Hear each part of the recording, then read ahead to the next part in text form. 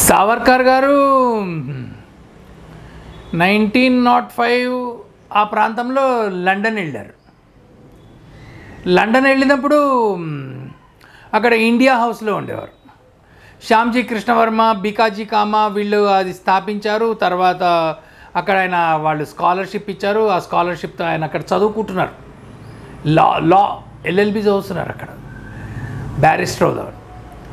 ఆ సమయంలో ఒక సిగ్నిఫికెంట్ ఈవెంట్ అంటారు, ఒక మహత్వపూర్వమైనటువంటి ఒక సంఘటన జరిగింది. విజయదశమి ఉత్సవం, దసరాలు వచ్చినాయి. ఆ సందర్భంగా అక్కడ ఉన్నటువంటి భారతీయుల్ని వాళ్ళని ఉపన్యాసాల్లో మాట్లాడడానికి పిలిచారు. అప్పుడు అక్కడికి మోహన్ దాస్ కరమ్చంద్ గాంధీ వచ్చారు. మనం గాంధీజీ అని అంటాం, అప్పటికి ఇంకా ఆయన గాంధీజీ కాలేదు. ఆయన మోహన్ దాస్ కరమ్చంద్గానే ఆయన ప్రసిద్ధి అంటే వచ్చారు. ఆయన మాట్లాడారు అక్కడ.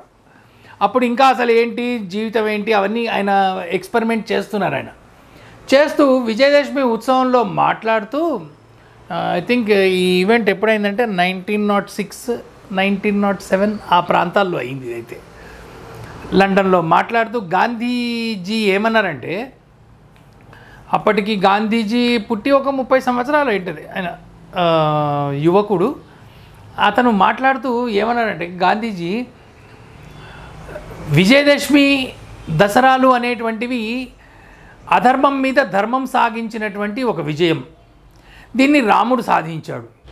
రాముడు ఎట్లా సాధించాడు ఈ విజయాన్ని అంటే, తపస్సు ద్వారా, ఉపవాసాల ద్వారా, త్యాగము ద్వారా, అహింస ద్వారా, ఈ అంటే ఏవైతే గాంధీజీ ఆ రోజుల్లో సాధన చేస్తూ అభ్యాసం చేస్తూ దీని ద్వారా జీవితాన్ని ముందుకు తీసుకెళ్ళాలి అని భావిస్తున్నటువంటి ఆయన స్టెప్పింగ్ స్టోన్స్ అంటారు, ఆ బీజాలు పడుతున్నటువంటి సమయంలో ఆ భావాలని ఆ విజయదశమి ఉత్సవంలో ఉపన్యాసానికి వాడారు. వాడుతూ రాముడు ఇవన్నీ వాడుతూ త్యాగము, తపస్సు, అహింస, తర్వాత వీటిని ఉపయోగిస్తూ ధర్మము అధర్మం పైన విజయం సాధించింది అని ఆయన చెప్పారు. ఆ తర్వాతనే కదా సత్యాగ్రహాన్ని గాంధీజీ కనిపెట్టి భారతదేశం మీదకి వారు ప్రయోగించారు. ఆ సమయంలో సావర్కర్ కూడా అదే దాంట్లో సావర్కర్ కూడా ఒక వక్త. సావర్కర్ ఏమన్నారంటే, వెంటనే ఆ తర్వాత గాంధీజీ తర్వాత సావర్కర్ మాట్లాడుతూ, శ్రీరామచంద్రుడు రావణాసురుణ్ణి, అతని అన్నదమ్ములని, అతని వంశాన్ని, అతని యొక్క సమస్త సైన్యాన్ని ఛాలెంజ్ చేసి వాళ్ళ ఊరికి వెళ్ళి, వాళ్ళ లంకకు వెళ్ళి అక్కడ వాళ్ళతో యుద్ధం చేసి వాళ్ళందరినీ చంపి ధర్మానికి విజయాన్ని ఇప్పించాడు. ఇందులో అహింస ఎక్కడుంది, ఇందులో త్యాగం ఏమున్నది అని సూటి ప్రశ్న వేశారు సావర్కర్. దానికి గాంధీజీ దగ్గర జవాబు లేకుండా పోయింది. అంటే ఏమవుతుంది, మన చరిత్రని మన రామాయణాన్ని, మన మహాభారతాన్ని మన కళ్ళ ముందే మన పెద్దవాళ్లే దాన్ని వక్రీకరించి చెప్పడం. ఒక సినిమా పాట కూడా ఉంది, అల్లా తేరో నామ్ ఈశ్వర్ తేరో నామ్. గాంధీజీ కూడా రామ భజనలు చేసేవారు. మన కళ్ళ ముందే మన పెద్దవాళ్ళే, మన గాంధీజీయే. మనం గాంధీ తాత అనుకుంటాం. మనతో రామ్ భజన చేయించి ఆ రామ్ భజనలో ఈశ్వరుడు అల్లా ఒకటే అని చెప్పించారు. అరే నువ్వు నాకు చెప్పిస్తున్నావు, సరే నువ్వు తుర్కోనికి చెప్పినవా ఈ విషయం? మరి నువ్వు చెప్పాల్సింది ఎవరికి? టెర్రరిస్టులు మన మీద దాడి చేస్తుంటే వద్దు, ఇది తప్పు, ఇది అన్యాయము, ఇది నిగ్రహం పాటించండి అని ఎవరికి చెప్పాలి? భారతీయులకు చెప్పాలా, పాకిస్తాన్ వానికి చెప్పాలనా? ఇక్కడ వచ్చింది వికృతి ఈ అంశం దగ్గర. దీన్ని సావర్కర్ 1906, 1907లో లండన్లో గాంధీజీని వ్యతిరేకించారు. వారైతే గాంధీజీ ప్రపోజ్ చేసింది సత్యాగ్రహం అంటే ఏంటి? మీరు సత్యాగ్రహం అంటే నేను చెప్పేదానికంటే కూడా గాంధీ అని ఒక సినిమా వచ్చింది, రిచర్డ్ అటన్బరో గాంధీ అనే సినిమా వచ్చింది, 1983-84లో వచ్చింది. దానికి 8-10 ఆస్కార్ అవార్డులు కూడా వచ్చినాయి ఆ రోజులలో ఈ గాంధీ సినిమా. ఆ గాంధీ సినిమాలో కనుక మనం చూసినట్లయితే సత్యాగ్రహం అంటే ఏంటి, సత్యాగ్రహం అంటే అందరము మన రోడ్డు మీదకి వెళ్ళటం ఒక అనుకున్న సమయంలో, ఆ సమయం ఏంటిగో ఈ రోజున ఫలానా సమయానికి మనం వెళ్తున్నామని చెప్పటము ఆ పోలీసులకి అక్కడ ఉన్న యంత్రాంగానికి. వాళ్ళు చెప్పి మేము అక్కడికి వెళ్తున్నాము, ఈ విషయంలో మేము సత్యాగ్రహం చేస్తాం. సత్యాగ్రహం అంటే ఏం లేదు, అందరు కలిసి సామూహికంగా వెళ్ళి అక్కడ ఒక ధర్నాలాగా కూర్చోటము, అందరూ నిల్చొని బ్రిటిష్ వాళ్ళకి వ్యతిరేకంగా నినాదం ఇవ్వటం, ఇంతే. దానికి అనుమతి ఇవ్వరు. అనుమతి ఇవ్వకపోయినా మనం వెళ్ళి చేస్తాము. చేస్తే బ్రిటిష్ వాళ్ళు ఊరుకోరు. అందుకని వాళ్ళు ఏం చేస్తారు, లాఠీలతో మనల్ని పక్కకు తోస్తారు లేదా కొడతారు. ఇక్కడి నుంచి సత్యాగ్రహం ప్రారంభం అవుతున్నట్టు, అంటే ఇదంతా వాళ్ళకి నోటీస్ ఇవ్వాలి, ప్రియర్ నోటీస్ ఇవ్వాలి, అక్కడికి వెళ్ళాలి. ఈ సత్యాగ్రహులకి దెబ్బలు తగిలితే మరి ఏమైనా అయితే కదా, పక్కన ఇంకొక బ్యాచ్ ఉంటుంది, సత్యాగ్రహుల్లోనే ఇంకొక బ్యాచ్, వాళ్ళు సేవాదల్ బ్యాచ్. ఈ సేవాదల్ వాళ్ళు ఏం చేస్తారంటే దెబ్బలు తగిన వాళ్ళకి, ఈ దెబ్బలు ఏమైనా రక్తాలు కారితే వాళ్ళకి టీచర్లు అవన్నీ వేసి కట్లు కడతారు. ఈ సత్యాగ్రహులు గాంధీ సినిమాలో చూపించాడు, సత్యాగ్రహం చేస్తున్నప్పుడు వెళ్తే వాళ్ళు బ్రిటిష్ వాళ్ళు లాఠీలతో తొయ్యడం కాదు, లాఠీలతో కొట్టారు.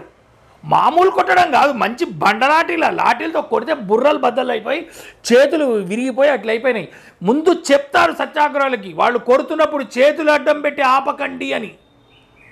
ఆపకూడదు, అట్లా చేస్తే సత్యాగ్రహం ఫెయిల్ అయినట్టే. వాడు కొడుతుంటే మౌనంగా దెబ్బలు తినాలి. వాడు కొడుతుంటే ఆ సినిమాలో చూపిస్తాడు, వాడైతే అది స్పష్టంగా అదొక that's real scene. Actually real సీన్ని సినిమాలో కూడా చూపించాడు. కొడితే బుర్రలు పగిలిపోయి రక్తాలు గారిపోయినాయి, చేతులు ఇరిగిపోయినాయి, బొక్కలు ఇరిగిపోయినాయి, రక్తాలు గారిపోతాయి. వాళ్ళు అక్కడ కుప్ప కూలిపోతారు. కుప్ప కూలితే పక్కనున్న సేవాదల్ వాళ్ళు వచ్చి వాళ్ళందరినీ ఆ స్ట్రెచర్స్ మీద మోసుకుంటూ పోయి వాళ్ళందరికీ కట్లు కట్టి అవన్నీ చేస్తారు వాళ్ళు. ఇది ఒక బ్యాచ్. తర్వాత ఇంకొక బ్యాచ్ వాళ్ళు వస్తారు, వాళ్ళు రక్తాలు కార్చుకుంటారు. కొట్టేవాడిని ఆపడం కాదు, కానీ నిన్ను కూడా స్వయంగా రక్షించుకోకూడదు. ఇదేంటిది? ఇది సత్యాగ్రహం. అసలు ఎంతమంది పాటించారండి సత్యాగ్రహాన్ని? సత్యాగ్రహాన్ని ఎంతమంది అంగీకరించారు? అసలు ఇది ఏంటిది? సావర్కర్ దీన్ని అసలు ఒప్పుకోలేదు. వాడు ఒక చిన్న రాయి వేస్తే వాడి మీద ఇటుక వేయండి, బాంబులు వేయండి, తుపాకులు తీసి కాల్చండి అన్నాడు. అసలు ఈ తుపాకులు తీసి ఈ సశస్త్ర క్రాంతికారి సావర్కర్ చిన్నప్పుడే ప్రతిజ్ఞ తీసుకున్నాడు, బాల్య వయసులోనే. అమ్మ నీ తన మాతృదేశం భారత్ మాత కోసం, స్వేచ్ఛ కోసము, జీవితాంతము సశస్త్ర క్రాంతి కోసము ఆయన అణువులో ప్రాణమున్నంత కాలము ఆయన ప్రయత్నం చేస్తానని. ఈ దెబ్బలు తిని, లాఠీలు దెబ్బలు తిని దీనివల్ల వచ్చేదేం లేదు. వాళ్ళకి యుద్ధం చేసి నేర్పించాలి. ఇట్లాగా రెండు ధృవాలు ఉండేవి. ఒకళ్ళేమో ఈ పిరికి సిస్టమ్ ఒకటి, ఇంకోటేమో వీరత్వంతో వాసుదేవ్ బలవంత్ ఫడ్కే కానీ, భగత్ సింగ్ కానీ, చంద్రశేఖర్ ఆజాద్ కానీ, అల్లూరి సీతారామరాజు కానీ, కొమురం భీమ్ కానీ, సావర్కర్ కానీ, నేతాజీ సుభాష్ చంద్రబోస్ కానీ, రాజగోపాలాచారి కానీ, వీళ్ళెవరు యాక్సెప్ట్ చేయలేదు సత్యాగ్రహాన్ని. They rejected it. అందుకని వాళ్ళు ఏం చేశారు, బ్రిటిష్ వాళ్ళ పాలనకి పనికొచ్చేటువంటి సిస్టము సత్యాగ్రహం. దానివల్ల వాళ్ళకి నష్టం వచ్చేదేం లేదు. వాళ్ళు ఎవరో ధర్నా చేయడానికి వస్తారు, వాళ్ళని వేసి లాఠీలతో కొడతారు, వాళ్ళు పోతారు. కాబట్టి దానివల్ల బ్రిటిష్ సామ్రాజ్యానికి ఏం పెద్ద ఏదో పేపర్లలో అయ్యో బ్రిటన్ అన్యాయం చేసింది, భారతీయులు అన్యాయంగా కొట్టింది అని వస్తుంది. అవి ఎవడు పట్టించుకుంటాడు? అవన్నీ భారతదేశాన్ని లూటీ చేస్తారు. కానీ ఇప్పుడు ఈ విప్లవకారుల పంథా వల్ల వాళ్ళకి జరిగే నష్టం ఎక్కువ. వాళ్ళు భారతీయులందరూ కనుక సైనికంగా ఎదురు తిరిగితే బ్రిటన్ ఉండదు. కాబట్టి బ్రిటిష్ వాళ్ళు ఏం చేశారు, కొంతమంది ఆఫీసర్లతో, కొన్ని వేల మంది సైనికులతో,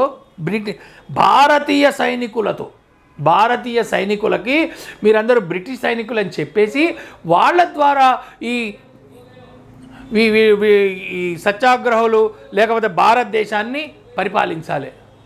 మీరు చూడండి, జలియన్వాలా బాగ్లో 1800 మంది చనిపోయారు. జలియన్వాలా బాగ్లో 1919లో వాళ్ళకి కాల్చింది ఎవరు? వాళ్ళని కాల్చింది 100 మంది సైనికులు. ఎవరా సైనికులు? అందరూ భారతీయులే. అంటే భారతీయుల్ని కాల్చి చంపేశారు. దానికి ఆర్డర్ ఇచ్చింది ఒక బ్రిటిష్ ఆఫీసర్. లాలా లజపత్ రాయ్ మీద సాండర్స్ లాఠీ దెబ్బలతో కొట్టి చంపేస్తే ఆ సాండర్స్ మీద దాడి చేయడానికి భగత్ సింగ్ వీళ్ళందరూ వెళ్తే ఆ సాండర్స్ ఆఫీసర్ని రక్షించడానికి పాటుపడ్డది ఎవరు? భారతీయ పోలీస్ మెన్. అల్లూరి సీతారామరాజుని అడవుల్లో వెతకడానికి వెళ్ళింది ఎవరు? భారతీయ పోలీసులు. వాళ్ళు భారతీయులు. భారతీయులే భారతీయుల్ని ఎదిరిస్తుంటారు. మీకు అర్థమైంది కదా సిస్టము. అది అప్పుడు మనం 100 సంవత్సరాల క్రితం, 100 సంవత్సరాలు ఇవాళ కూడా అదే నడుస్తున్నది. ఇవాళ నేను అనేది 2025 మే 27 నాడు కూడా ఇదే సిస్టమ్ నడుస్తున్నది. ఎవరో ఒక విదేశీయురాల్ని పట్టుకొచ్చి భారతదేశానికి ప్రధానమంత్రిని చేయాలి. ఇది అనేది ఎవరు? ఇటలీ వాళ్ళు కాదు అనేది. విదేశీయులు అంటే సరే మనం ఇటలీ వాళ్ళు కాదు, మన దేశంలో మన తెలుగు వాళ్ళలో మన కులాల్లో ఉంటారు వాళ్ళు. బ్రాహ్మణులలో ఉన్నారు, రెడ్లలో ఉన్నారు, కమ్మవాళ్లలో ఉన్నారు, కాపుల్లో ఉన్నారు, బీసీల్లో ఉన్నారు, ఎస్సీల్లో ఉన్నారు. ఎస్సీలు అంటే వీళ్ళెవరికి దేశభక్తి లేదా? నా ముఖమున్న దేశభక్తి. వీళ్ళందరికీ దేశాన్ని దోచుకోవాలనేటువంటి. అందుకనే చర్చిల్ అంటాడు భారతీయులకి వాళ్ళకి స్వాతంత్రం వాళ్ళకి పనికిరాదు, ఎందుకంటే వాళ్ళు భారతీయులే భారతీయుల్ని దోచుకుంటారు అంటాడు. చూడండి సావర్కర్ ఎంత ముందు దృష్టితో ఆ మాట అన్నాడు, ఎంతో ముందు దృష్టితో అన్నాడు. వాడు కనుక చిన్న రాయి వేస్తే వాని మీద ఇటుక వేయాలి, తుపాకులు, బాంబులు, వీటన్నిటితో వాళ్ళు యుద్ధం చేయాలి. ఆ తర్వాత సావర్కర్ లండన్లో వాళ్ళ మిత్రులను పంపించి బాంబులు తయారీ ఎట్లా చేయాలి, బాంబులు ఎట్లా తయారు చేయాలి, వాటికి ఏం మందు కలపాలి, ఏంటి ప్రాసెస్లు, ఇవన్నీ బెల్జియం నుంచి రష్యా నుంచి కనుక్కొని సేనాపతి బాపట్ తర్వాత ఇంకో 2-3 వాళ్ళ మిత్రులను కలిసి ఆ కాపీలు భారతదేశానికి పంపించాడు. ఆ ప్రతులు అవి బెంగాల్ విప్లవకారులకి వాళ్ళందరికీ అందేటట్టు చూశాడు. ఆ తర్వాత 1908 తర్వాత నుంచి 1930, 1940 దాకా విప్లవ కార్యకర్తలు బాంబులు వేయటం ఇవన్నీ నేర్చుకున్నారు వాళ్ళు. ఆ తర్వాత విప్లవ కార్యక్రమాలు పెరిగినాయి.